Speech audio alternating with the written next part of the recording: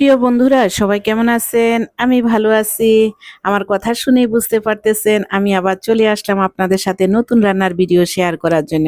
এই যে দেখতে পাচ্ছেন আমি মাছ ভেজে নিচ্ছি। মাছ ভেজে আমি আজকে মাছ ভুনা করব পেঁয়াজ, টমেটো দিয়ে। তো সেইটা আমি পেঁয়াজ, টমেটো কেটে সাথে আমি হলুদের গুঁড়া, মরিচের গুঁড়া, লবণ, জিরা, ধনিয়ার গুঁড়া একাত্রে দিয়ে তারপর আমি সবকিছু কড়াইতে ঢেলে দিলাম। এই যে ঢেলে দিয়ে আমি নেড়েচেড়ে নিব। নেড়েচেড়ে একটুখানি জল দিয়ে দিয়েছিলাম যাতে মশলাগুলা পুড়ে না যায়।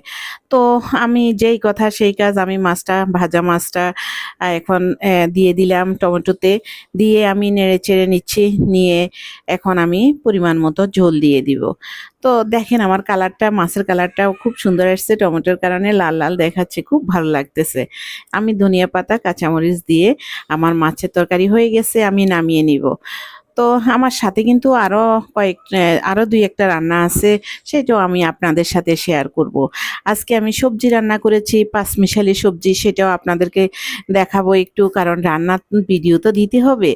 তো এই যে পাঁচমিশালি সবজি আমি শুকনা মরিচ আর চিকন জিরা সম্বারে দিয়ে আমি সবজিটা বসিয়ে দিলাম।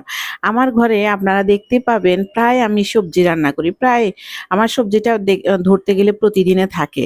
কারণ আমার ছোট মেয়ের সবজি খুব পছন্দ, সেই কারণে সবজিটা সব সময় রাখতে হয়। দেখেন আমি কথা বলতে বলতে আমার সবজিটা কিন্তু হয়ে আসছে। আমি লবণ, হলুদের গুঁড়া, একটু হালকা মরিচের গুঁড়া দিয়েছি কালার সুন্দর আসার জন্য। তারপর সবচেয়ে বড় ইনগ্রেডিয়েন্টস হচ্ছে সবজির আদা বাটা। আমি আদা বাটাটাও দিয়ে দিলাম। দিয়ে এখন ভালোভাবে ঢেকে ঢেকে দেখেছেন আপনারা আমি রান্না করেছি, ধনিয়া পাতাও দিয়ে দিলাম। এই সাইডে আমি ছোট মাছটাও রান্না করে নিচ্ছি।